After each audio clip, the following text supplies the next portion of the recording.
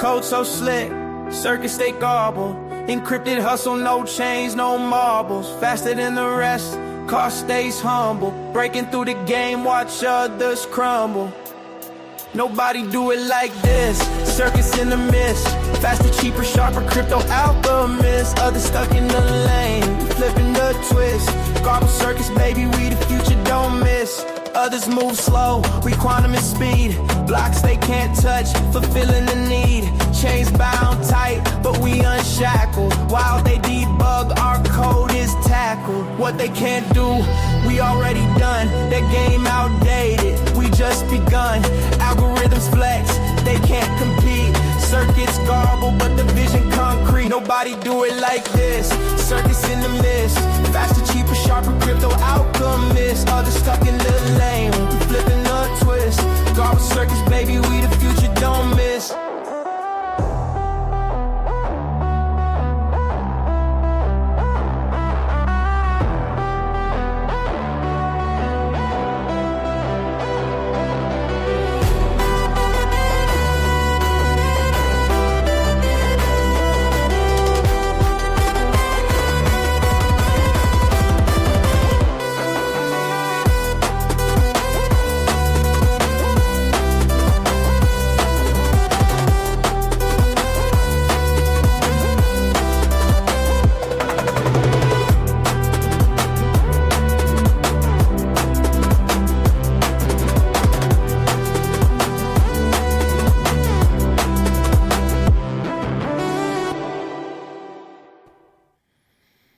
Circuits garbled, but the vision concrete. What's up, guys? Welcome to episode 44, season 2, COTI Confidential, on this Wednesday, New Year's Eve.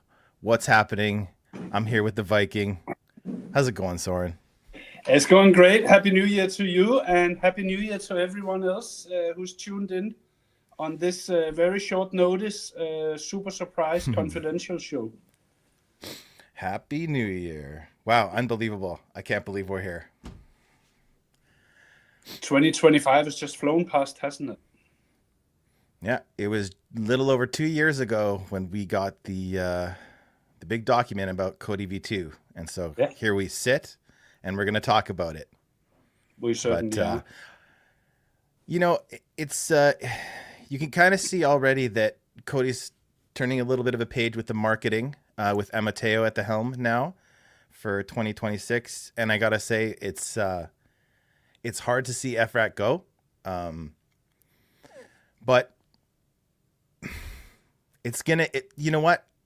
I'm not saying it's gonna be better, and I'm not saying it's gonna be worse, but it will never be the same. So, thank you for everything, FRAT.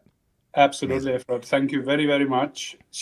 Efrat's been there from day one, and she's, if anyone, been synonymous with the project. So very tough to see her go, but you know, I think we can all agree, whether you're actually building or whether you're just investing or playing a part in a community, crypto is a tough gig. Web3 is a tough gig.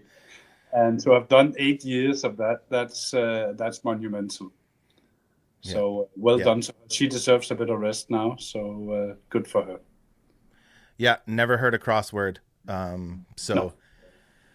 We'll dedicate this last one to you. Thank you so much. All right, take us out of here. Right. Let's go. So what we're going to do today is we're going to do two updates. We're going to start with a very quick year in review.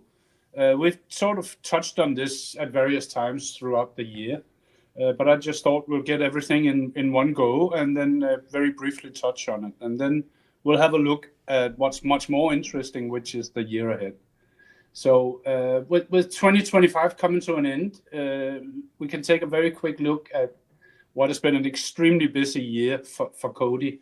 And it sort of puts everything into perspective. When we entered 2025, we were on the cusp of enhanced testnet. We weren't even at mainnet yet, but this was the last step before the launch of mainnet. And we were there with a very healthy looking ecosystem consisting of about 40 partnerships, wallets, CBDCs, governance, gaming, infrastructure, and a whole bunch of other verticals. Shortly after that, and about 3 months into 2025, we launched Mainnet, which was the culmination of 2 years of research and development of garbled circuits, which is, as we all know now, it's a privacy-preserving encryption technology that is both faster and lighter than anything else available. Mainnet stats to date are quite impressive, with more than 64 million transactions and currently running at about 2 to 250,000 transactions per day. And this is a number go up for the very foreseeable future. We got 2 mainnet upgrades. One hydrogen is already behind us, and the second one, helium, has already been prepped for and will take place in the early in the second week of January. During the build-up to Mainnet back in March, COTI also launched the Stay COTI platform, which is now more or less merged into Yarrow Labs, which is our grassroots initiative aimed at attracting the next 100 million developers. Headquartered in Bangkok, Yarrow arranges in-person workshops, boot camps, YouTube broadcasts, and so much more. And at the center of all this is a mission to teach would-be entrepreneurs how to vibe code actual code and deploy their projects on COTI. It furthermore comes with a $30 million grant program to assist projects with integrations and hardware and personnel costs, whatever these small startups need for help. Parallel to this, the first COTI Ambassador cohort, which you and I are part of, Tracer, sprung into action. Ambassadors, we have quite a few hats on. One of them is being in charge of business development for mid-tier projects. And this basically ensures that COTI throughout the years had a 3-pronged approach to business development, to building and populating our ecosystem. You got the Yarrow taking care of grassroots. You got guys like you, me, Prince, Vlad, Brad, looking after mid-tier projects. And you got the likes of Shahaf and Joshua looking after the top dogs. New partnerships have come regularly throughout the year, and we're now up to more than 80. At the beginning of this year, we had a very limited ecosystem that we could interact with daily, and this is really where we've seen the big change. When we entered 2025, we could log into Treasury, and we could check our staked COTI. That was it. Now we got still staking on Treasury. We got multiple DEXs. We got the NFT creation. We got an NFT marketplace. We got a perp DEX with autonomous trading agents. We got deep liquidity with USDC, with ETH, with BTC. We got a meme coin launch platform. We got borrowing and lending, mining and farming, swapping, launch platforms, multiple bridges, MetaMask integration, and so much more. It is absolutely amazing. People all the time talking about, what's going on with COTI? We're not moving. We're not doing this. We're not doing that. Just look at this. Look at how much we've actually achieved throughout this year. It is staggering. And, we actually now have the beginnings of a proper ecosystem where we can do our crypto-related business in essentially in a walled garden, if we want to. With privacy, and especially the programmable kind, emerging as a trend, and institutional finance still in the explorative phase of their approach to Web3, it's important that we're seen and heard in all the right places. And this is another area where COTI has been incredibly busy throughout the year with roundtable conferences and much more. We've announced memberships of the Enterprise Ethereum Alliance, where COTI is now part of the toolbox, which is given to all new projects building on Ethereum. We got the SAAIBC and the ATC, which is for visibility in the MENA region.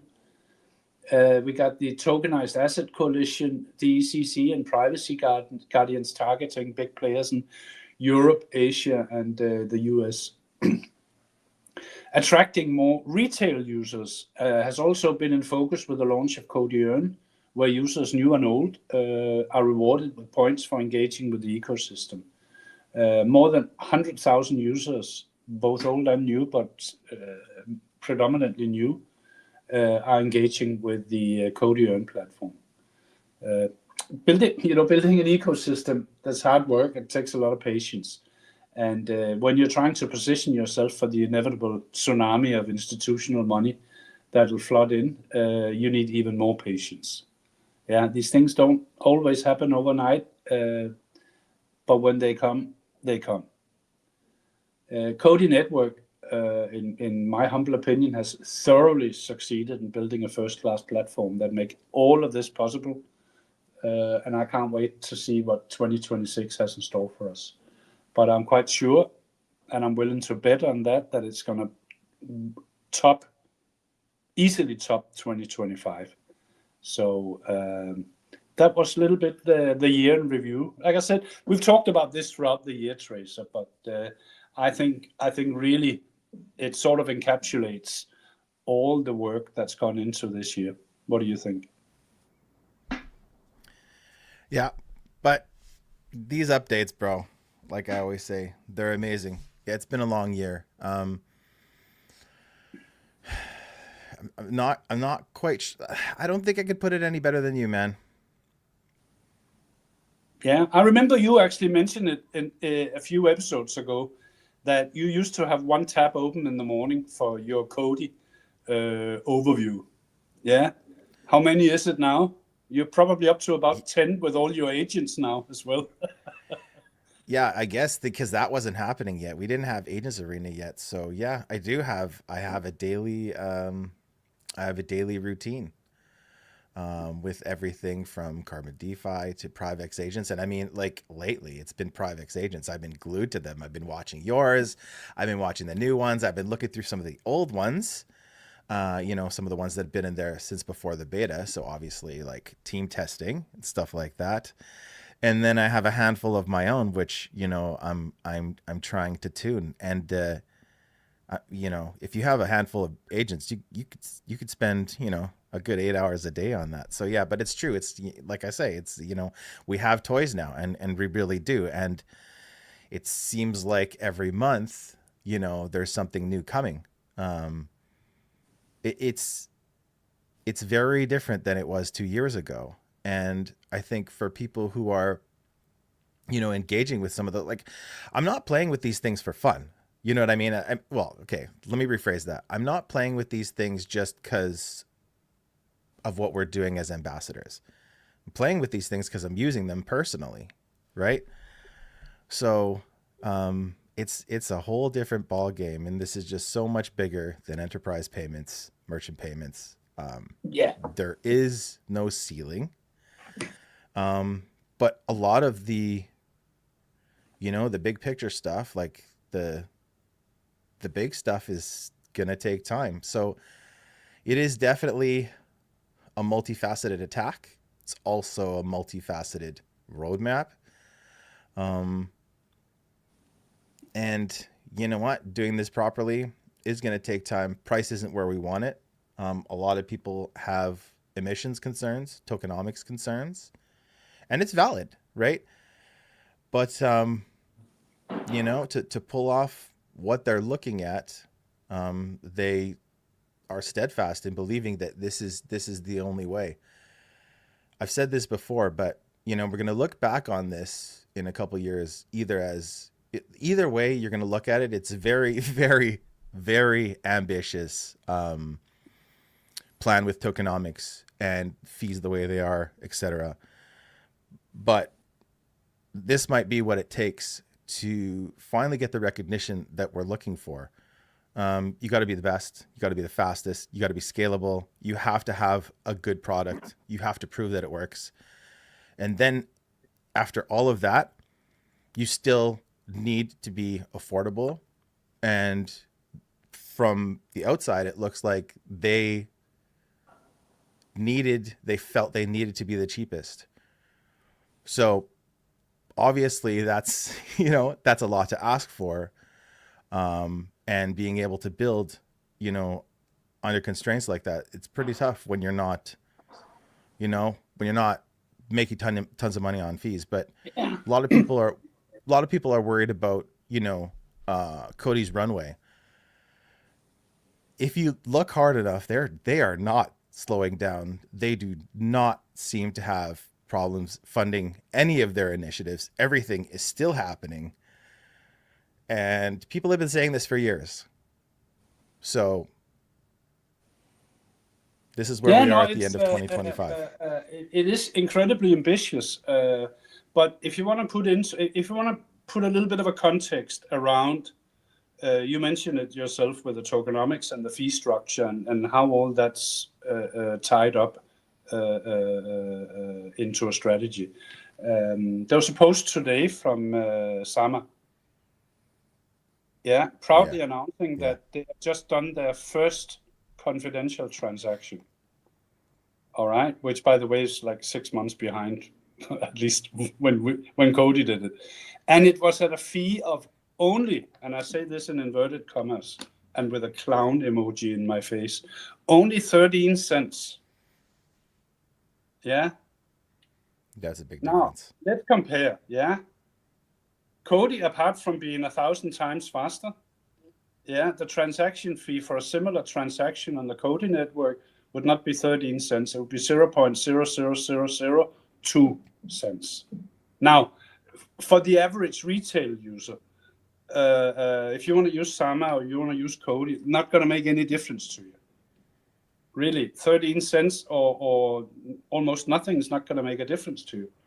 But if you're the European Central Bank, to use something that we're all familiar with, who would do 120 million transactions per day, all of them confidential, on-chain, off-chain, you think the European Central Bank would pay 13 cents per transaction?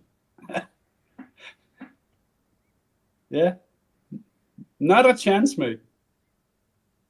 Not a chance. It is utterly uncompetitive. For people, when you're looking at scale solutions with millions of transactions monthly or millions per day, you cannot charge 13 cents a transaction. Sorry, that's in my books not going to work. So I get where COTI is going with this, without a shadow of a doubt. And I think we have a lot of headwinds, but I think this is the approach, whether it's from us or from someone else, this approach will win out. Yeah. Cheaper and faster will win the game. Yeah. Fees have to be negligible, like negligible. Yeah.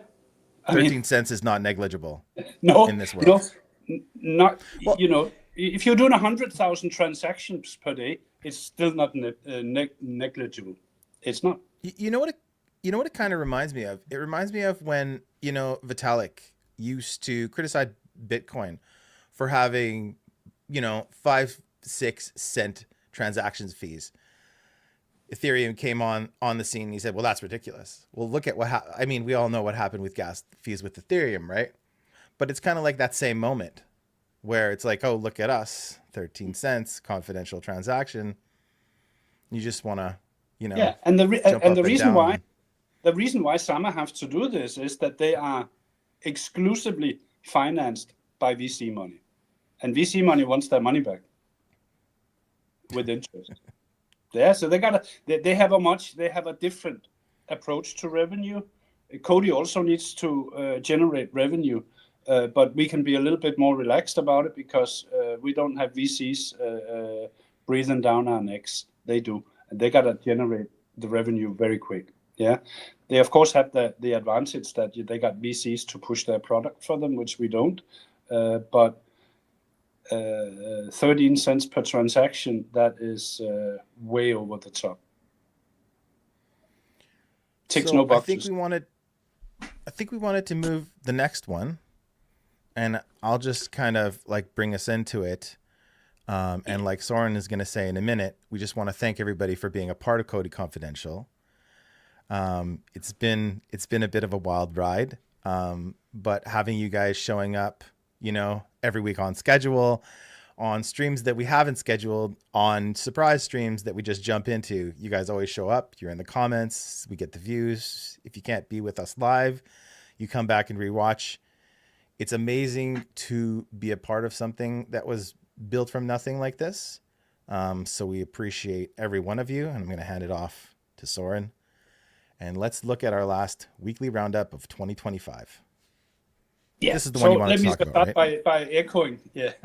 Let me just start by echoing what you said, because we can't do this without the community. This is a community initiative.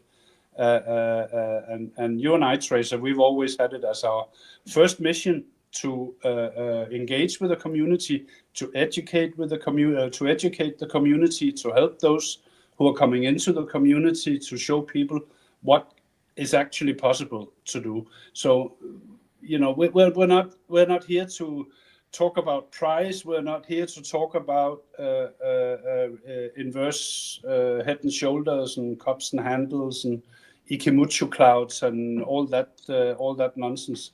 Yeah, we talk about what's actually possible to do in the COTI ecosystem. And if you struggle with how to do it, you can come to us. We'll help you do it. So this is what we do, and we've had an amazing support from all of you guys, and we are deeply grateful for that, and that's why we're continuing to do this. So there's I'm going to jump in. I'm going to jump in real quick. There's let's just address this really quickly. You'll see comments. Let's talk Telegram for a minute, really quickly, because everybody knows how Telegram can get. But you'll see comments where people will have been, removed from our group for one reason or another. There is an appeals process, right? Reach out to myself or Soren or any of the admins. I think you probably know who they are by now. But you know what? It's not about, they'll say, I said one negative thing and then I got booted. It's not about saying one negative thing. There's a difference between, and some people don't understand this, but there's a difference between, proper criticism, asking questions, concerns. Those are all valid things. That is why we're here. But if you're going to keep coming back and fear mongering, for lack of a better term, that's not allowed, because that's not what we're there for. Like Soren says, it's supposed to be an educational place. It's supposed to be a place to ask questions. We're not official admins, but sometimes when you need help bridging, it's just easier to go somewhere where the community can help you. That's what it's for. It's not for you to come and, complain about the mistakes, or not the mistakes, but the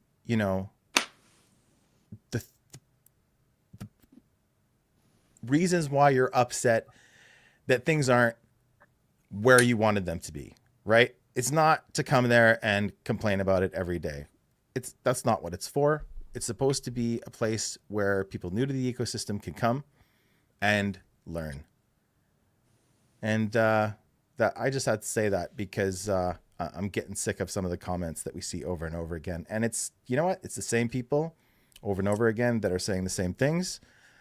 And yeah, I think I went off on a little bit of a tangent there, but I think you get the point, right? No, absolutely. I mean, you can come into the TG group and say, listen, I think price is shit. Okay, we can all agree on that. Yeah, no need to repeat it 5 times every single day. And the price ain't gonna improve from doing that. Yeah, and the group needs to be an honest place, but it also needs to be a safe place for people who come in and join. Not get heckled with all sorts of doom mongering and or some of the other nonsense that sometimes transpire. So yeah, we try to be pretty hard on this, and if you're caught doing that, we will just boot you out, and we won't feel bad about it, not even for a second.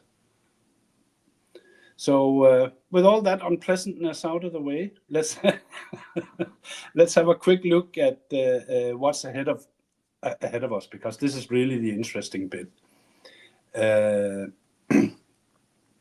You've all seen Shahaf's, I hope you have seen Shahaf's recent roadmap post for 2026. If that's not the case, here's a very, very short summary with some extra takes from myself added onto them. So privacy on demand goes multi-chain.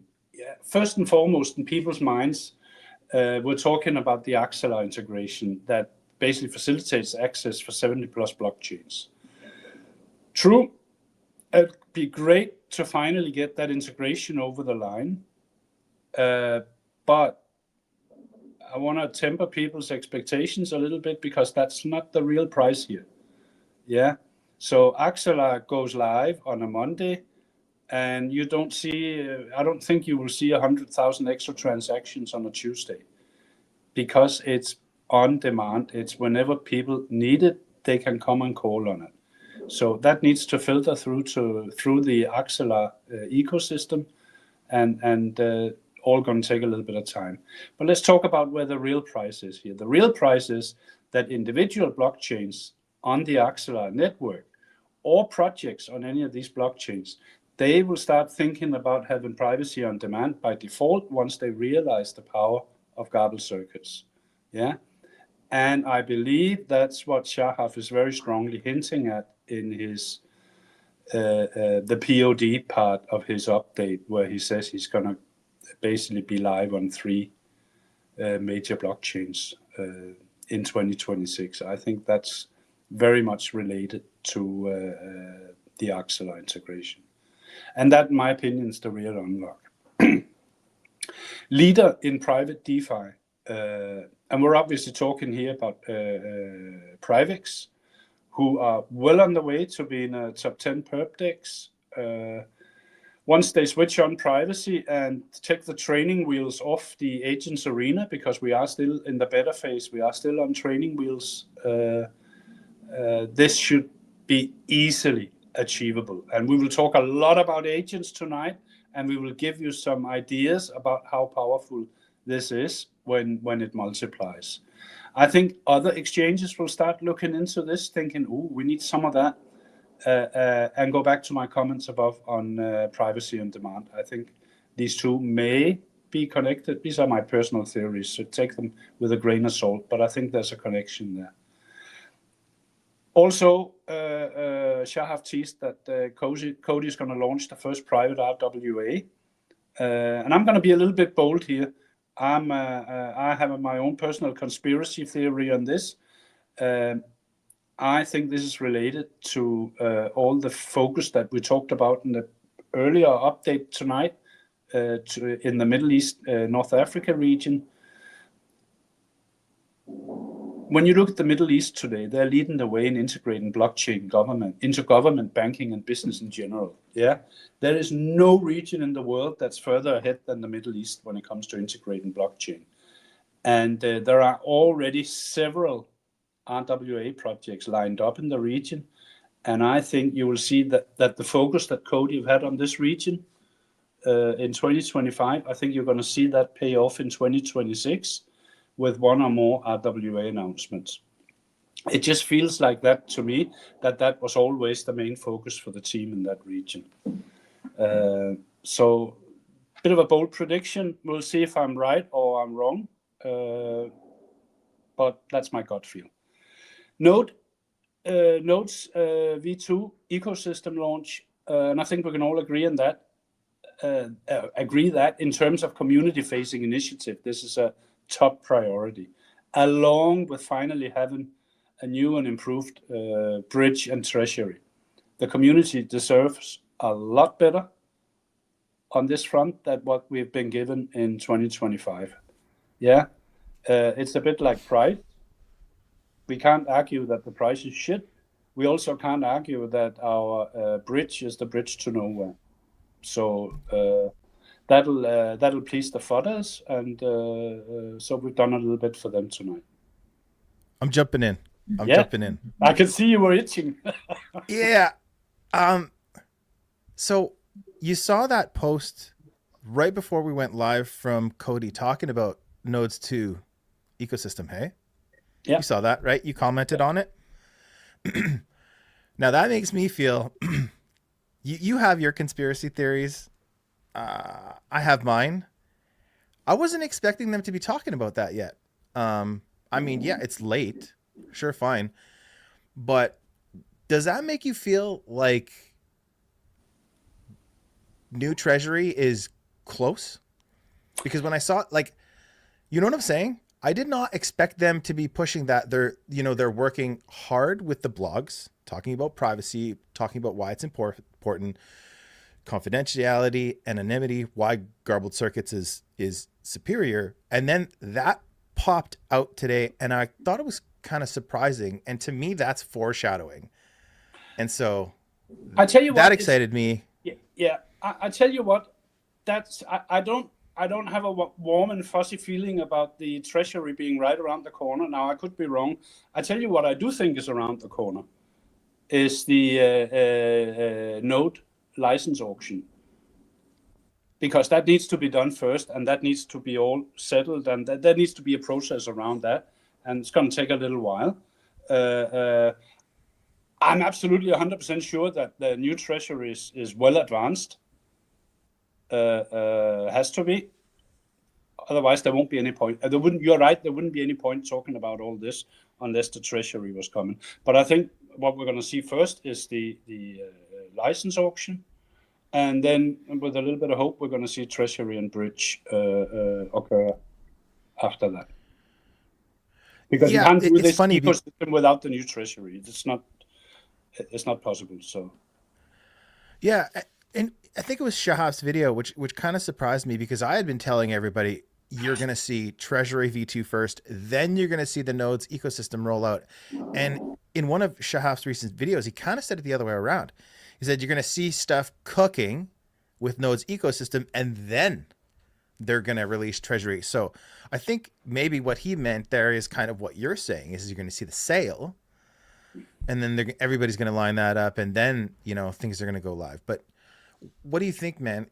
Like trying to always find, something positive about price being in the gutter, is that maybe an advantage for Node's ecosystem and Node sale? Maybe.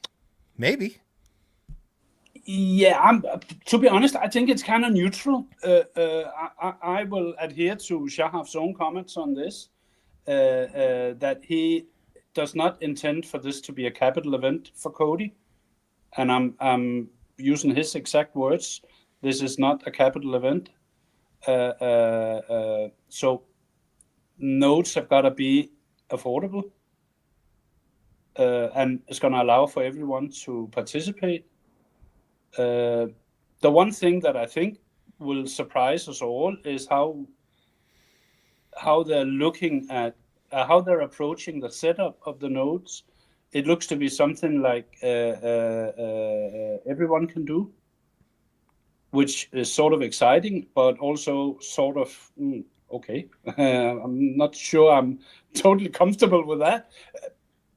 Just nodes are supposed to be this very secure thing, and taking a little bit of an expertise to run it. That's what we've been used to. So and I don't know enough about nodes to know whether that's a good thing or a bad thing. It took me a little bit by surprise when they said that basically everyone's going to be able to build their own node.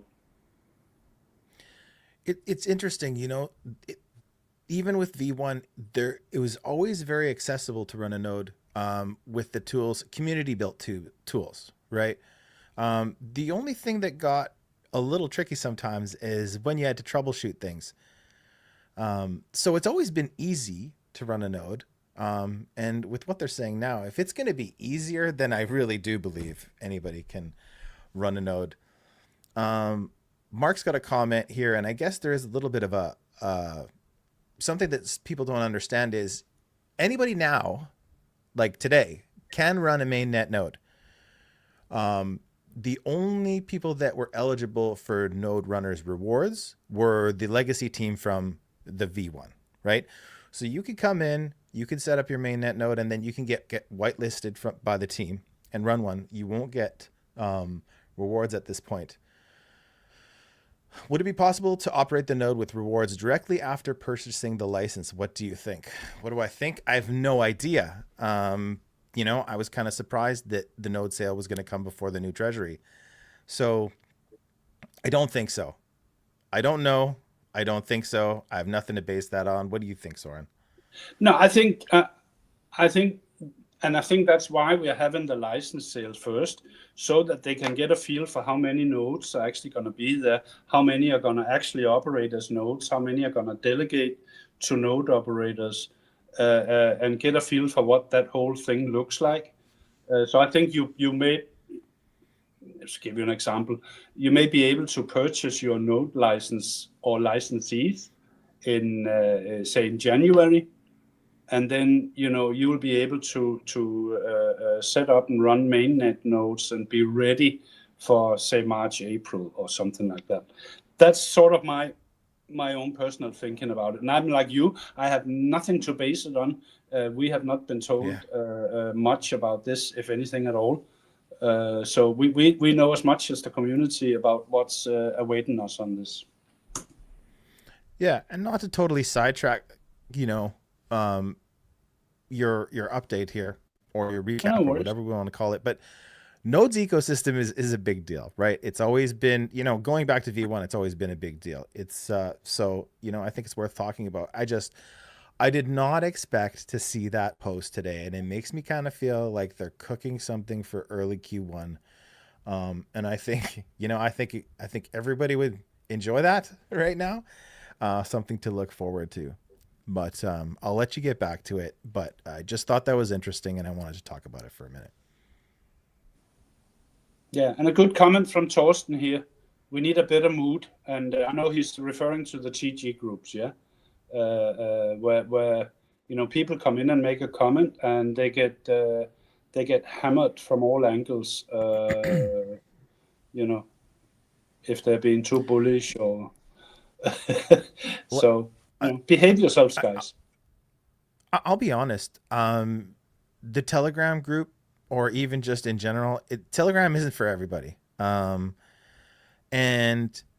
depending on how you're using it, might not be a valuable tool for you. This is another reason why we wanted to do a weekly stream. It's to aggregate all the key points that you see and I see, and things that people like us who have been involved in the ecosystem since 2019 find exciting or interesting, right? So instead of, you don't have to go into Telegram and read, thousands of messages a week to know everything. We try to cover everything that's pertinent here. So, it's a good place to ask a question. It's not a great place to be if it's not making you feel good, because it can get toxic, right? So it's pretty rough, and it's pretty rough and tumble at times in TG. I'm not enjoying it anywhere near as much as I used to. Just got to get that out there. I'm enjoying these podcasts much more because we can talk about the things, like you say, the things that matter. Yeah. And it's in a condensed 1 hour-ish format. And then afterwards we chop it up into relevant bits, and people can go back and refer to them over and over again. It's much faster actually than going through all the crying and whining in Telegram, as Eli just. There's too much crying and whining in there.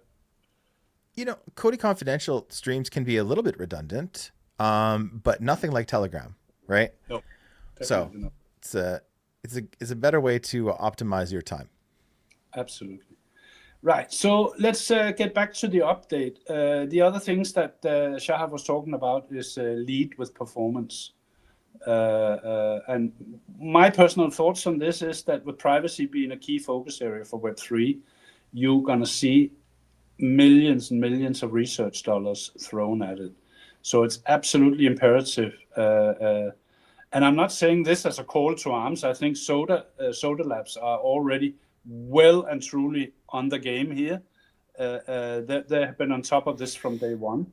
But of course, they need to be given all the tools that they need to keep developing GC EVM. Performance is, like I said before, performance means everything. You need to keep it cheap, you need to keep it fast, you need to keep it light. It needs to tick those boxes. Whatever people are telling you on your Twitter feed about all the fantastic ways of doing privacy, you can't have transactions that take 21 minutes. Yeah, and I will again quote Shahaf directly.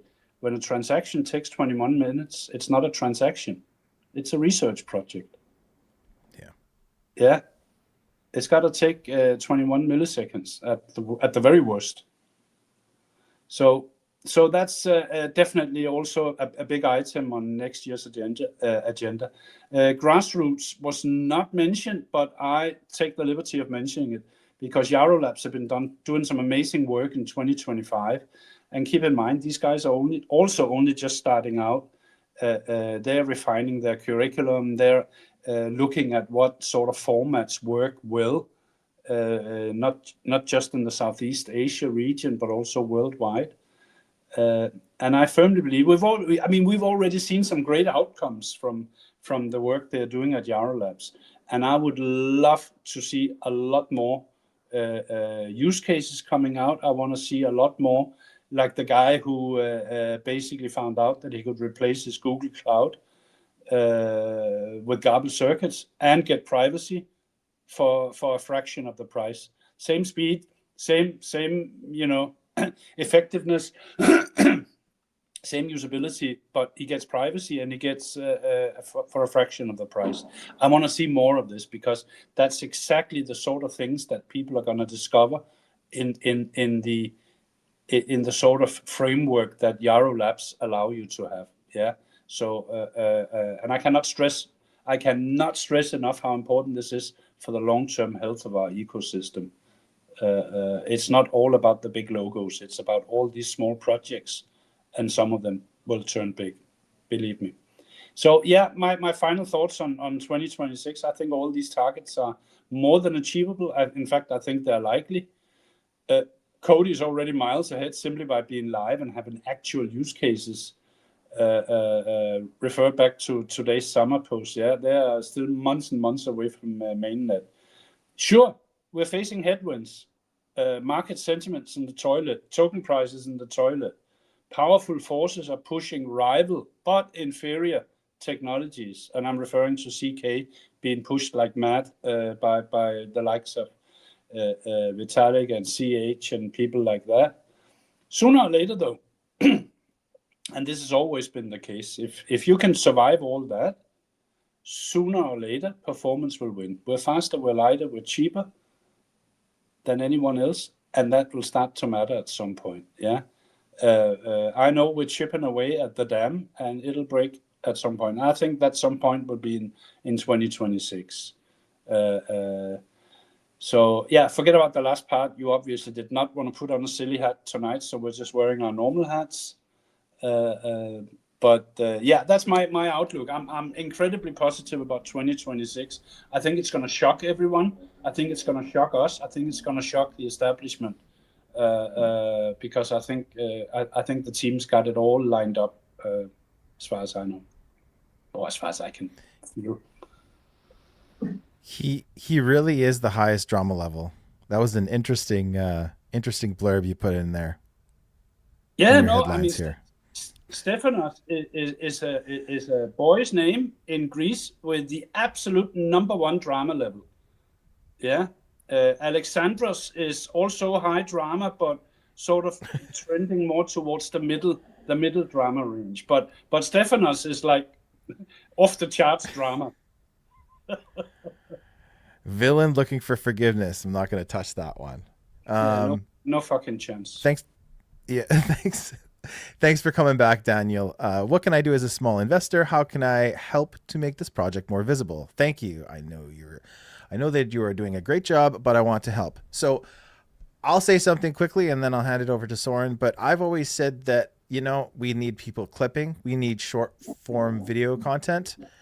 I think that's the one thing that we've been missing the most is just, finding anecdotes that you find interesting and throwing them up in short form online. That's my opinion. What do you think, Soren?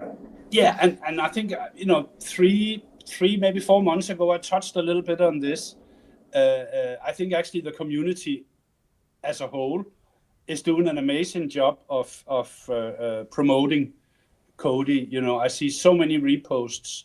I see so many COTI community members engaging with rival projects to push ours. And when influencers put out these thirst traps, what's the token I should be looking at? I always see at least 15 or 20 COTI community members posting. So there's already a lot going on, and that's what we're all doing. So it's one of these compounding things that the more we do this, the better it is. So that's sort of my thoughts on it. Now, thirst let's traps. talk about our favorite subject, mate.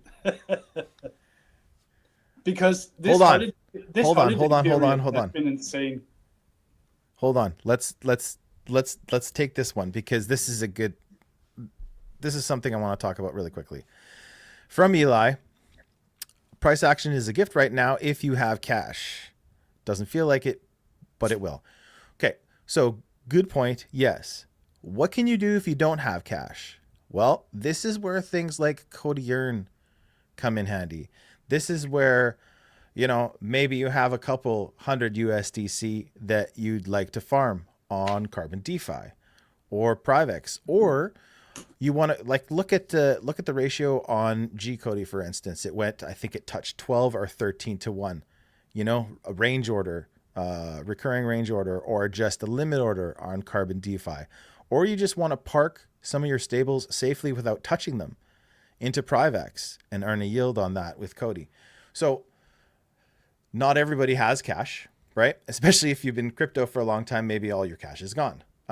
So there are a bunch of ways to farm rewards in our ecosystem right now. And maybe you have some other ideas there too, Soren. No, I was going to say exactly that. And this is why we've talked a little bit about all these opportunities that do exist in the ecosystem. You touched upon 2, Carbon DeFi, where you can buy low, sell high, and you can specifically set up a strategy to do exactly that. And I know you've been successfully doing that with GCOTI, Tracer, and that can be copied. I want to add, if you got $20 or $50 and a bit of spare time, and we're going to talk about this now, set up a trading agent. Yeah. We're going to talk a little bit about how, again, I know we've done it before. We'll talk a little bit about how to set this up, because there is one specific point that's very, very important that we make. And we're going to talk about how these agents are performing, because it has been an absolutely wickedly wild holiday season for Tracer and me, because we're balls deep into these trading agents now. And there are, I always bring up Carbon DeFi because I've engaged a lot with the team and they are awesome. Privex too. I'm not, this isn't favoritism. Veildex has got some stuff going on. They just released a white paper. I need to do my own personal research on it. Accumulated Finance. There's a bunch of other tools that we don't talk about too much on here that I think Soren and I just have to spend some time on. But it's a good sign that we have so many tools that we can't kind of cover them all at the same time, right? So there's lots of stuff to play with out there. Maybe a little bit about it. You should come on the show next year and talk about it. Yeah, and to some of these projects, if they are listening to us, Tracer, reach out to us and say, listen, we want to get a mention on your show. Tell us when we can come on and spend half an hour with you talking about our projects. So if Veildex, if you're listening, reach out to us. we'll do a segment with you similar to what we did with Moshe from Privix a few weeks back. We really enjoy doing these, and we really enjoy learning about our own ecosystem because, like Tracy says, there's so much going on. We can't follow everything, and we tend to talk about the things we use ourselves every day, and maybe we're missing stuff that we should not be missing. Maybe we're missing opportunities on Valdex that really we should be in there farming, for lack of a better word. Yeah, and it's a good point. I think you are going to see more partners coming on COTI Confidential. I know that I said this last year and it didn't really happen, but I plan on sitting down with more projects just myself. So, it's not favoritism. It's people who have, afforded us the time, came on the show, engaged with us. You're going to get, you're going to get talked about more because you've been here, right? Anything do you else, think sir? we can get do you think we can get Christine Lagarde from the European Central Bank to join us for a segment? Oh yeah, no problem. I don't know if anybody would listen, but she'd be totally up for that, wouldn't she? I'm sure she loves these kinds of shows. All right, where did you want to go next? You want us to go Privix next, okay? Yeah, let's talk a little bit about these trading agents because it's caught a bit of a fire in the community as well. After we had the segment with Moshe, I think around about 100 new community-run agents have been set up. But first, I want to make one comment about these community agents. They are really easy to set up. They don't cost anything to set up. You got to eventually, once you're happy with your setup, you got to seed them with a little bit 5-10 COTI and as little as 20 or 30 USDC. Or one. One COTI goes a long way. Yeah. So you got to seed it a little bit, and I've seen this happen a few times now, so I want to make a quick comment about this. The place where you got to really put in an effort is in your trading prompt. You have to absolutely make sure your trading prompt works and does what you want it to. And if you can see right out of the gate that it's losing money hand over fist, take your trading prompt, take your trading log, plug them both into an AI, ChatGPT or Grok or something like that, and say, here's my trading agent, here's my trading log. Can you please have a look and come up with some improvements? Because my agent's not making money.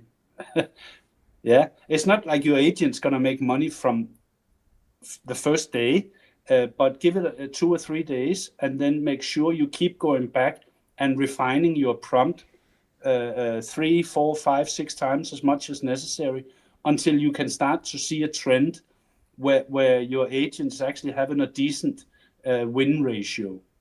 And I think a decent win ratio probably should be anywhere from 40% up. It's obviously a subjective number, but that's personally where I'm looking at. So I just wanted to make that comment, Tracer. Yeah. Let's just quickly here. Give me 1 second. I want to go back into something here. Let me just give me 10 seconds to get this ready.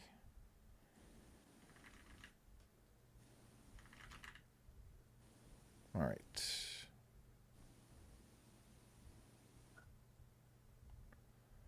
So yeah, when you're talking about prompting, you were talking about funding the agent and stuff. Let's not forget that, because that question comes out a lot. But what's interesting is before you even fund your agent, and I'm not sure about this. Like, I know I would say throw like 1 COTI at it. I'm not sure if it starts reasoning if you don't fund that little bit of gas, but you can throw 1 COTI at it, and we'll show you how to do that in a minute. And then even before you fund it with USDC, you can watch it reason in your manage section. Well, not even in the overview section, and you can just look at how your prompt is affecting your agent's rationalization. And it's really, really interesting to watch. And I've noticed that, some people are just, not funding their agents and just watching them, and maybe, they're missing, the COTI side of it and just funding it with USDC. But it is very, very easy or interesting to watch the agent reason before it even, before it even trades. And it's kind of like your way of validating, is it following your strategy properly? This is the first version. The agents, like, I don't want to say they have a mind of their own, but they're pretty, they have a bit of a mind of their own, right, Soren? Like a little bit. Sometimes, I don't want to, I haven't seen an agent full on hallucinate yet. Like none of, I've done maybe 10 of them. None of them have gone like totally wild or anything, but, you will see people saying, well, it doesn't really follow my stop loss exactly. It doesn't really follow this exactly. So you do have to, lay in your prompt and either watch the reasoning and maybe reiterate from there, or let it trade with dust a little bit, and then, reiterate again. But, it's just something to think about, is even if you don't want to lose, or risk any money on it, you can just watch the reasoning, because even that is interesting. No, exactly. And if you're as interested in this as Tracer and I are, I think it's worth mentioning that this is only the first stage of the agents arena. There's a lot more coming. There's copy trading coming, where if you have a successful agent and people think that it's a successful agent, they can park money and you will earn a share of their profits as well. So this could actually be a nice little profitable side business to your staking or whatever it is you're doing with your COTI and within the COTI ecosystem. This is a very nice way to earn a little bit of extra money. But in the beginning, you got to stick a little bit to the task in the beginning and make sure you refine your prompt. And there's two ways to do these prompts. And the one we want to talk a little bit about today, I think, is Tracer's agent, because I know nothing about trading. I wouldn't know it from a hole in the head. So I used AI and vibe coded my trading prompt, and I've adjusted it 4 or 5 times now, and I'm pretty happy with where it's going. But Tracer actually coded his, manually coded his like a proper nerd from day one, and put a hell of a lot of effort into this. And he's also having quite good results. Well, actually, we're having sort of similar-ish results, not at the same time, but we're sort of having similar experiences. Yeah. I gotta point this out though. I noticed this yesterday. You see, you have a bit of a Batman pattern going here. Yeah. Do you see it? I see it. I thought that was kind of funny. Or cat ears. I tell you what. Let me tell you a funny story about how these agents. This is why they're so much fun. Yeah.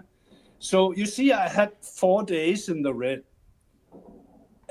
So my agent was basically it was sitting at about 20% profit, and then it had 4 days where it was in the dumps completely, and sort of before that huge red candle, I increased my bankroll from $100 to $200, and the agent took a whole bunch of lousy trades, and of course now that I had doubled my bankroll, it doubled the losses. So I went from 20% up to 2% down. And as a human being, I'm starting to think, do I need to go back and look at my trading prompt again? Because it was doing very well, and red days, green days, but ultimately it was making money, so all was fine. But now I'm not so sure. And why did this happen? Did it happen because I put $100 in extra? Or what? Am I being rocked here, or what? And all these things came up in my mind. And anyways, I went to bed last night. I woke up this morning, and the agent had made 40% overnight trading a token that I'd never ever heard of, called Power. Made an absolute mint on this thing overnight while I was fast asleep, dreaming about a whole bunch of other things, I'm assuming. And this is the beauty. This is the beauty of the agents. The agents doesn't give a shit that it had a red candle. It doesn't. It really doesn't care, and it doesn't care about only the tokens that are sort of popular in people's minds. It found this token and saw a setup, and caught a little 4 hour. If you were to go and look at the charts, which I did, it caught a little 4 hour spike in token price. That I don't know the tokens. I have no idea where it all came from. So, making $5, $6, $7 per trade, absolutely insane. So this is the sort of thing that we're experiencing with these agents, and this is a very important point to make. These agents they keep on trading, they don't stop, and they keep finding new edges, new ways to make their trades. And they keep looking for setups in the market in places we would never dream of looking. So yeah, that was sort of a little funny story about that.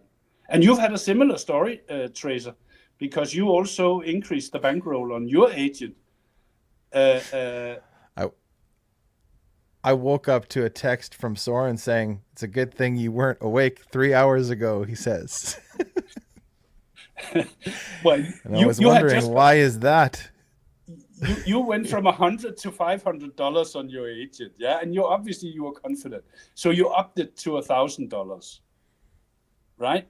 Yeah, slowly, just been kind of, And I was up while you were asleep. This was afternoon my time, and you had this monster red candle.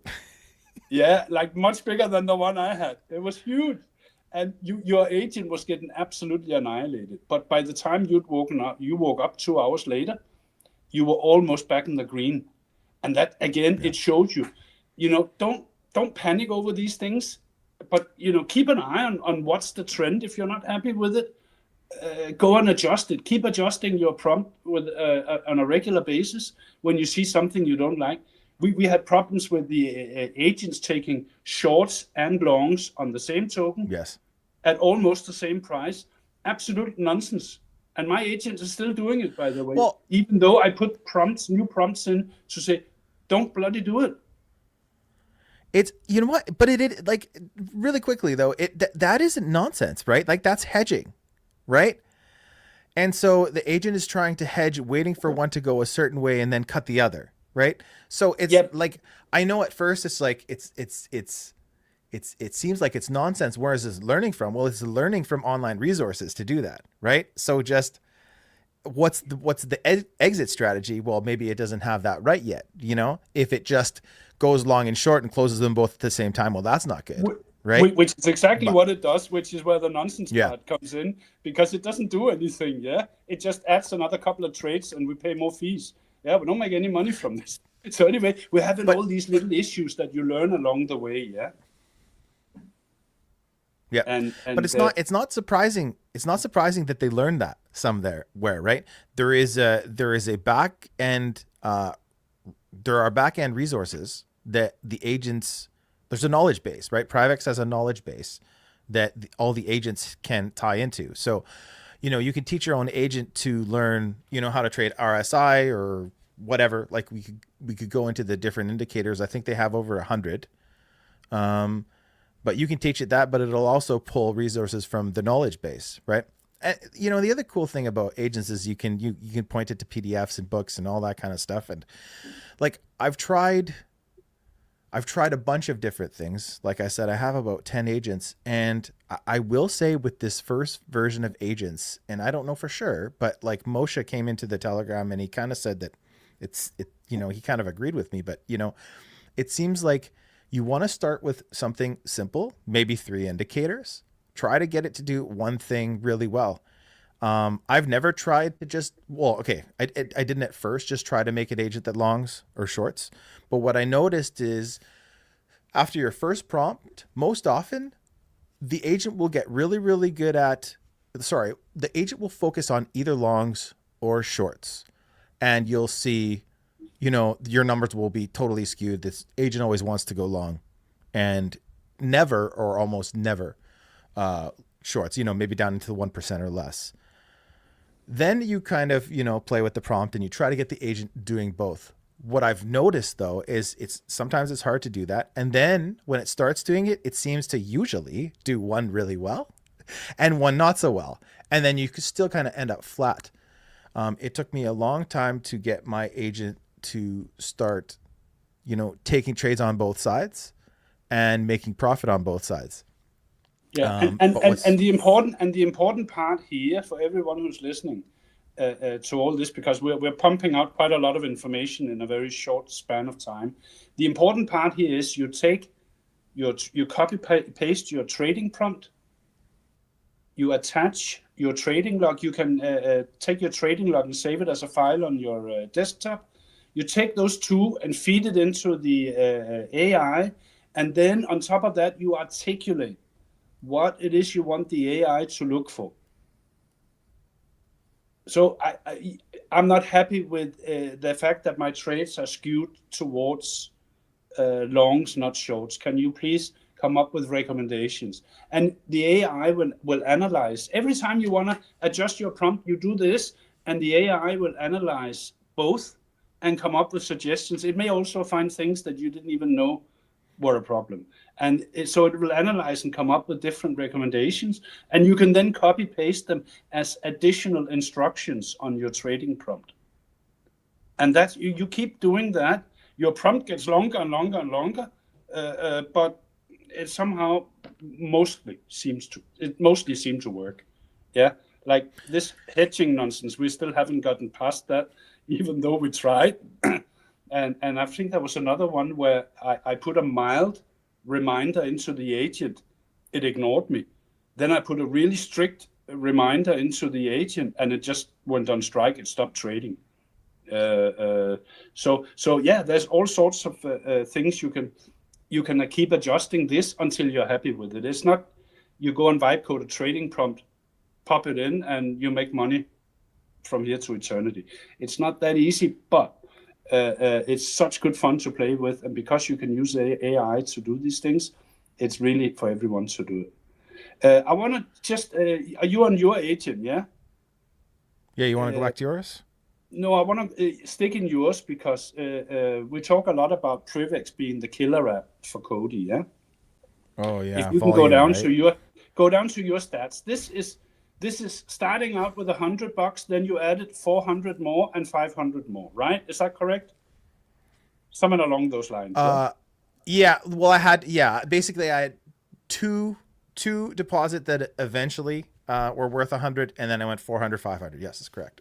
So yeah, you have like got, Tracer, you've got $1,000 sitting on your agent, which is not a small amount of money, but it's not an absurdly big amount of money either. Yeah. And you have generated in 15, 16 days. Yeah. $3 and a quarter million of trading volume. Yeah. Now that's one agent with $1,000. When the money starts coming into these agents, you are going to see numbers that are off the charts. Yeah. Yeah. You're going to see absolute, and this is why we keep talking. I keep saying, and I know you do as well, that and this is just a small part of what Privex does, that the agents, but it'll probably be their most, in terms of generating trading volume, it'll be their biggest thing. Yeah, this once it's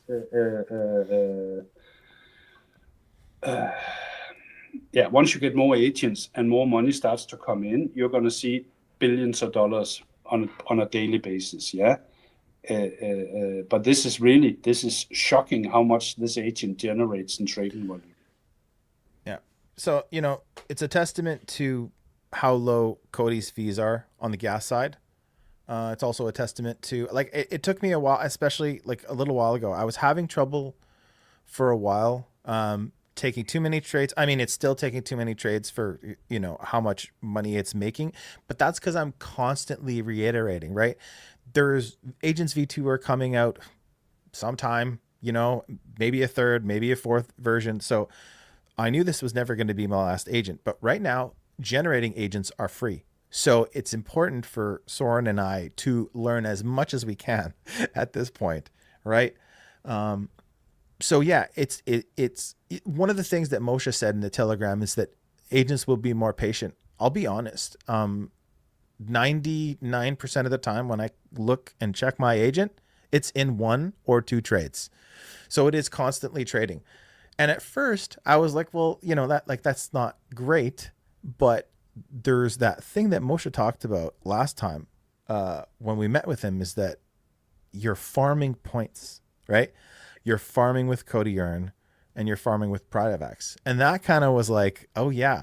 So, even though right now, and this is like a bad moment too, of course, but even though my P&L is very low right now, there's that volume aspect where it's like, you're not seeing the PriveX points that are being generated here. You're not seeing, the TPS from COTI Earn coming here. So even though the P&L is relatively low, with a volume like this, I will be farming PriveX points at rate faster than I ever could, trading by myself with we'll say $1,000, right? Yeah, okay, you could probably earn more PriveX points trading manually, but you would lose that $1,000 because well, most likely you would lose that $1,000 the next time the market did something stupid. That's not happening here. Every single time we've seen the agents get into trouble, they course correct. Yeah, all our worries so far have been for nothing. Yeah, you were worried about yours, and it happened. Oh, I was frustrated, man. It was exactly when you started putting more money into it, and you had to sort of deal with it. It took exactly the same trades. It's just that the stakes on each trade were higher now. Yeah, and I remember you being frustrated because there were trades where you were making 50-cent profit. But your platform fee was I don't know, $1.20 or whatever, or something. Yeah, something like that. So you were getting frustrated by that. That's much less. And my agent isn't supposed to do that, right? My agent wasn't like, sometimes it'll trigger a stop loss and then okay, but it's not supposed to do that. So sometimes you have to reiterate and really emphasize your strategy, right? Not to cut you off. Yeah, no, I know, but it's good you do because these are some of the issues that I'm sure other people are having as well. So yeah, no, and every day they course correct every time. I can't get over the fact that I went to sleep last night thinking I'm gonna have to build a new agent, and I woke up this morning and this thing had found this stupid token in the middle of nowhere and traded it all night. Yeah. Making an absolute killing. Amazing. I could never do that. I mean, there's just no way. And so it's kind of unfortunate where some of my candles have closed, because like this agent, when it was funded with less money, it was at over 100% at one point. I've had trades that were, it closed trades for like $100, but then, it slowly gives it back. And so it's just, we're still reiterating, we're still learning. PriveX is still evolving. But there is something to be said about being here now, generating your agents for free, watching them reason without, any kind of risk. And then getting in, like, I think it says somewhere in the docs that you want your agent to have at least $20. I can confirm that that's like actually valid. When you get lower than $10, the agent kind of handicaps itself, doesn't really want to take trades. But $20 isn't a lot of money to be on the bleeding edge of some of the biggest, or more interesting trading opportunities of this century, in my opinion. So small price to pay to learn what you get to learn and be a part of something like this. Yeah. And you're farming points, right? Exactly. And if you do get this right, you do have this, if you get it right and you take the view that listen, I'm just going to let the agent get on with it. If it goes well, it goes well. If it doesn't, it doesn't. The agent doesn't care about any of that. It'll keep doing, and it'll keep generally doing well once you've nailed that prompt part. it may only make, 4-5% per month, but once you start compounding that into a couple of years worth, and when you then add the feature that's coming where people can park money on your agent, bet on your agent, essentially, then it gets very interesting. So yeah, no, I'm super hyped about this. I think it's absolutely an amazing thing that we got here, and it is, like you say, it's the bleeding edge of trading, because this is the way hedge funds are already doing it with their trading algos. So why shouldn't we be having ourselves the same tools? Sorry. Yep. Go play with agents. You can do it for free without risking any money, without even funding them. Oh, let's talk about funding our agents. Really, really quickly. This is important. Yeah, this is an important little bit when you're funding your agents, because a lot of people put the money in their Privex account, in their futures account, and that's not the place to put it. So the best way to fund your agent is create it, go through all the prompts. If you do make a mistake while you're generating it, just go back, because even though you didn't sign and generate it, the agent's still there waiting to be deployed. I learned that already, and I was happy because I put a lot of time into it, and then I didn't have to redo everything. The best way to fund your agent is directly through MetaMask by using your agent's wallet address here, instead of using the deposit features. So I like to put some gas in there first, 1-2 COTI if you're just going to play with it, and then whatever you want for USDC. You need your USDC to be on COTI's network, and you need to bridge that. I use Hyperlane to bridge mine right into we'll call it the spot wallet for Privex. And then from there, directly from MetaMask to your agent. And it takes seconds for it to populate in the agent's wallet. And from there, if you're prompted and everything's ready to go, your agent will start taking trades. What was that? Was that on your end? They've already fireworks off New Year's early. Yeah. What time is midnight for you? 2 hours from now. Oh, okay. I was gonna say it because it's 11:51 here. I was wondering if it was 9 minutes out. They like to get a head start here. I think that's like that in most places. And you'll see some people on the platform, they'll have wallets funded with USDC, but they don't have gas in there yet. That's probably why their agent isn't taking trades. So yeah, you need to fund both sides. And it's exactly the same route from your MetaMask straight to your agent wallet with the COTI as well. Yeah. Don't put 2, 3, 4, 500 COTI. First of all, you're never going to need them. And second of all, as of this moment in time, there's no withdrawal of that COTI. So I know that that's probably going to work in later iterations, but you can't take it back out again. So just put 10, 15 COTI. Leo, just put 10, 15 COTI. It's enough for tens of thousands of trades. Don't worry about it. Yeah. You'll be fine. Yeah, on the smaller agents, like when I'm funding with $20, I've put 1 or 2 COTI, and it keeps me going, But yeah, small funds, let it trade, work the prompt, right? Work the prompt, forward your prompt. Like Moshe always says, use Gemini. I wasn't using Gemini at first. I've tried a few LLMs. I do see why he's saying Gemini. I don't want to say it ends up with better prompts, but it does. It really kind of understands what you're trying to do. It's easy to pin your conversations, label them for your different agents if you're doing a bunch of them. Gemini does seem to work very well. Yeah, I don't know. It's really fun to play with. And you've kind of caught Soren and I both at like a little bit of a downside in terms of profits, but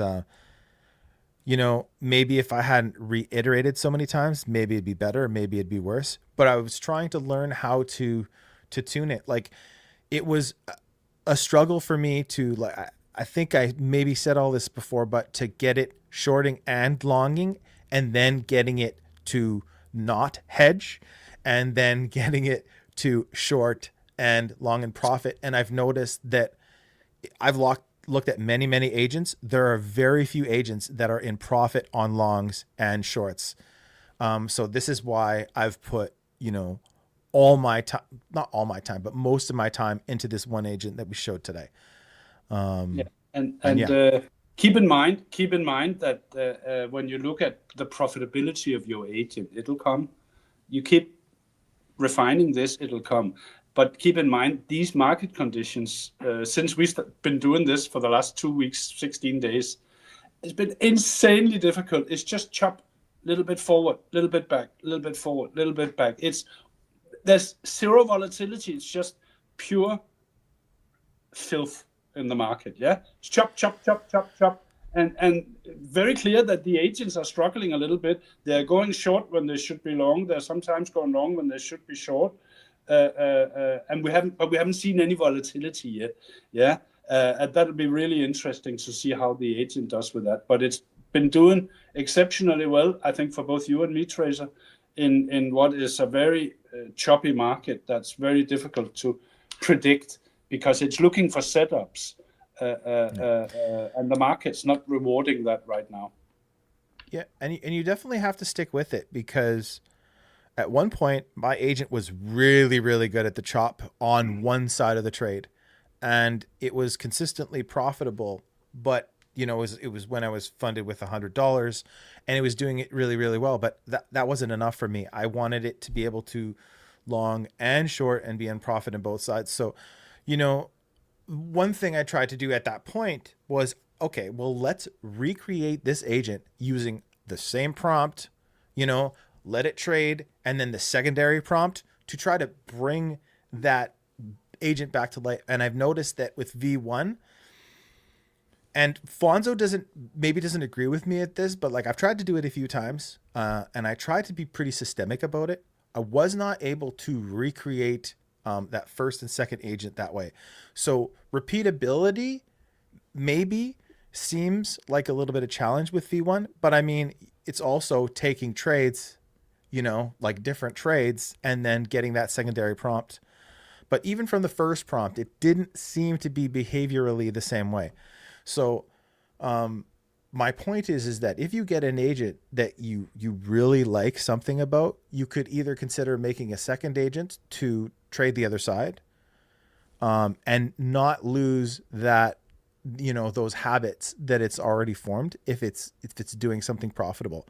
Again, this is just what I've seen, but I've put a lot of time into this one, and even though, I'd like to see a higher APR, it's now doing the things that I've asked it to do. It's still ignoring some of my, not stop losses. It's never, it's never gone too far that way, but I'm trying to tune basically to make sure that it doesn't take a trade unless it knows it can make the fees now. Which, I think I've kind of worked out. So it's just, it's funny. You work on one thing and then you look to the next, but don't expect to be able to clone your agents. And if you have, let me know, because I've been trying to do it, even prompting with code. And so far I haven't been successful. No, I told mine from day one, don't risk more than 5% of the bankroll on each trade. Oh yeah. And it's completely never listens to that. It's completely ignored me. Yeah. Even more than my wife normally ignores me. This ignoring me tons more. It happily goes in with 30% of the bankroll. But having said that, it then has it doesn't lose or win 10% in a trade. I've never seen that happen yet. Yeah, the worst or best, depending on what side it is sort of a really good trade is in the 5, 6, 7% range, and equally a very bad trade is probably in the 5, 6% range. Yeah, so it may take a larger percent of the bankroll, but it doesn't let the winners run, and it's fairly prompt in cutting the losses when it sees it's on the wrong side. Yeah. So it's not blowing up the account or anything like that. And we've had agents that where we gave them the prompts and literally we've blown up the accounts. You and I both. Oh yeah. A couple of those. Oh yeah. Oh yeah, for sure. One thing that I spent some time on when I was training and prompting was that capital preservation was paramount. And so until I funded with $1,000, my agent had never gone negative. And I think you said you saw it go negative there during that one candle, right? Yeah. It's never, that's the only time it's ever been negative. So to me, that's impressive. I don't know what you think about that, but before that, it had never gone negative. It had always been in profit. So it knows something there, right? So then I started thinking, well, will we have agents at one point that, because obviously you want them to compound and be trading with more and more and more, but you know what I'm saying? Do you skim profits out of it? And if I had skimmed profits out of it, would I be negative now? You know what I mean? So there's so many things to play with here. And being on the cutting edge of something like this is so much fun. It seems that whenever you 5x and 10x your bankroll, that's when it went negative for a little while. And it was exactly the same with me when I doubled mine from $100 to $200. Boom, negative. Now back in the positive. And it makes sense, right? Because the trades are just so much bigger. Yeah, because the trades are exactly the same. They're just twice the size. So it's twice the win or twice the loss. So if it's on a bad streak, which it will have, the market will especially this choppy market, it'll have bad streaks and good streaks. So if you top it up at the wrong time, obviously that compounds very quickly, and it goes negative for a little while. But no, mine has been generally positive the whole way through. It had that little dip in the last few days, but that's hopefully mostly out of the way now. Yeah. But yeah, I mean, literally, there's 100 things that we could talk about with these agents. There's so many things to learn, but I really, I loved seeing how many community agents have been set up. And I want to say this one more time: they are free to set up now. They will not be free. They won't even be remotely free in a little while from now. I think, I can't remember. Do we have a price for how much they're going to cost to set up after? To generate? I don't think he said that, no. I don't think he said, but they won't be free.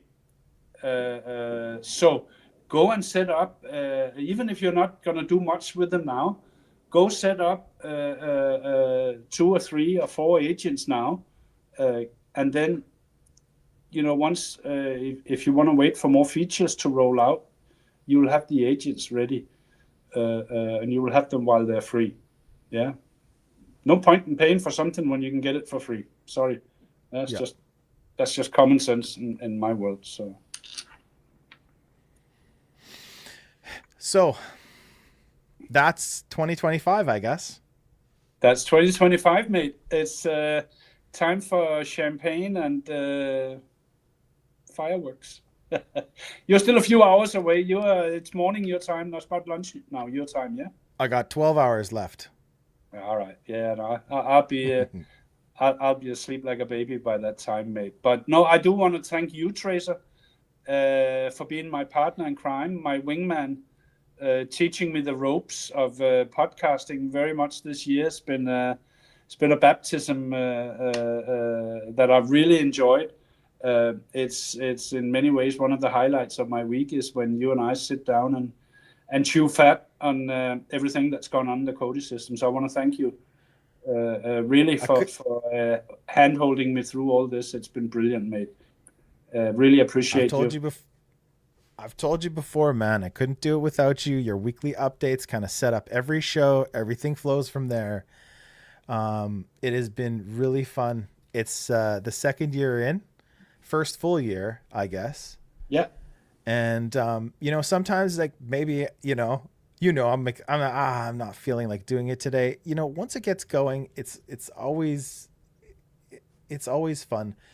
And I think I learned more from doing these shows with you than I do on my own, because I go back and I clip them and I re-listen to them and I listen to Eli and Moshe and everybody else who's been on the show, and it's just it's so much fun. And I do believe that, you know, next year I think COTI Confidential is going to start to look a little bit different. It's going to have, you know, more meaningful guests. I really do believe that, and so I'm excited to keep it going. And what is it, 44 shows this year? I think this is Not number bad, man. 44. Yeah, I think yeah, I think we've had an amazing cadence with everything else that's going on in our lives as well as everyone else's lives.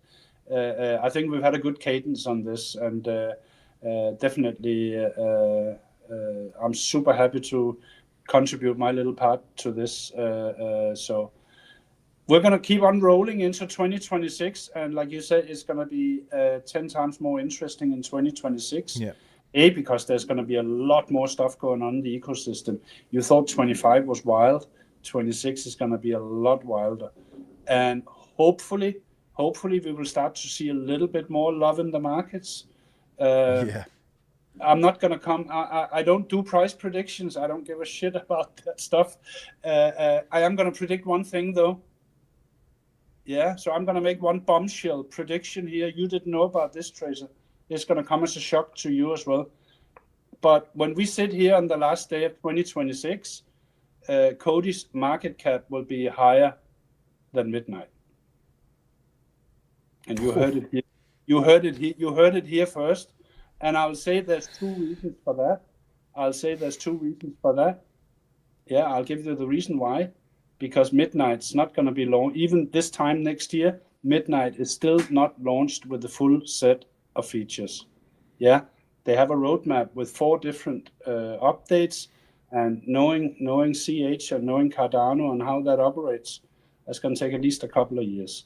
Yeah, they've minted 14 billion tokens that they basically don't need. Yeah, and this is not fun. They had the whole Babel fees talk for 2 or 3 years. You can settle in any token you want, blah blah blah. And so that's on one side. On the other side, COTI, we're live, we're ready, we got use cases.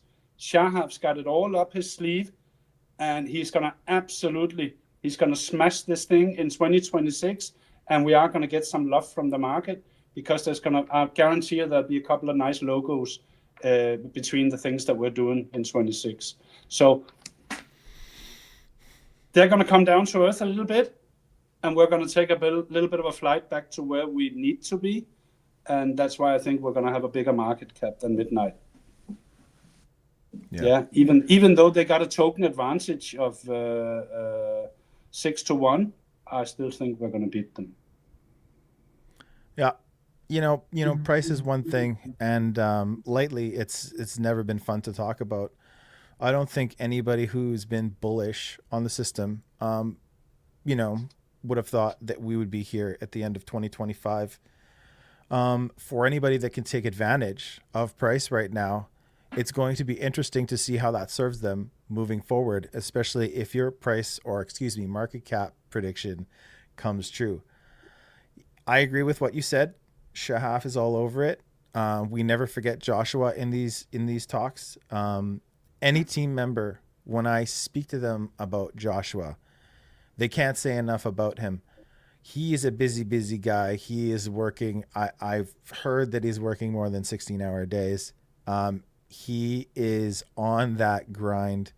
And you don't just think that he's only working on Yaru. He is on everything. And let's not forget COTI Ship here, because he spent a bit of the year learning the ropes. But he is really pulling his weight. He's pulling his weight now. I can guarantee you and I, we know what he's been up to, some of what he's been up to in the background. And it's not small either, by the way. Yeah, like I was saying, I was fortunate enough to have a meeting with Amateo last week. Super cool guy. Mila had some really good comments. She said that he's going to come and it's going to be louder. It's going to be different. So I said that to him when we met. and very modestly, I think, agreed, right? It's going to be different. He has, it's new eyes, fresh outlook. And, Efrat is, a dear friend. So, in the beginning, I'm very apprehensive to, be going through this with a new person all over again. But he gives a really, really good vibe. And he's going to come on one of the first shows of 2026 with us and introduce himself to the community. Yes, I'm indeed. really looking forward to that. And it's undeniable, like you said, Soren, about COTI ship, as what I've noticed is as the months roll on, you see COTI ship being involved in more shows, more podcasts. Whenever we do, the COTI Connects, Ship's always there. Ship's story is pretty amazing, how he came from community member to being, at the forefront of partnerships and business development. So that's been really, really fun to watch. I know he wants to get more involved on the community side, but those guys are stretched so thin with all the stuff they're handling right now that it's been tough for him. But you will see a new show early in the year where we'll be talking to all those people, and it's going to be really, really fun. Price is price. It can really get you down in the dumps. I get it, guys. Try to use it to your advantage if you can. I don't know what else to say. When you see all the things that Soren talks about every week, kind of aggregates the bigger picture. They are cooking it. They don't seem to have any signs of slowing down. They're bringing in new people, new partnerships every day. So 2026 is going to be another interesting year, and it'll be interesting to see what it'll be like on New Year's Eve in 2026. Yeah, no, I told you already what it would be like, so you take my word for it. It'll come true. And if it doesn't, I'll wear a fake mustache for the following 6 confidential shows. That's a promise. That's a bold prediction. You might have to do a little better than that, but we'll see how it goes. Would you say, sir, that those are your closing thoughts? These are the closing thoughts for 2025, mate. And once again, thanks to everyone for tuning in. It was a very long show today, but super enjoyable. It was long because there's a lot to talk about with these agents. We can't do it in 5-10 minutes. It would be doing you all a disservice if we tried. So it's been super enjoyable today and throughout the year, mate. And I will see you next year. Live Season 2, Episode 44 on this New Year's Eve, Wednesday, December 31st. Thank you, Soren, for being here. It is always a pleasure going live with you. Thanking you to all the people who show up week in, week out, in the comments, watching the show live or thereafter, sharing the clips. It means a lot to us. This is the last time we go live from coast to coast and around the world. See you next year. Take care, everyone. Stay COTI. Stay COTI.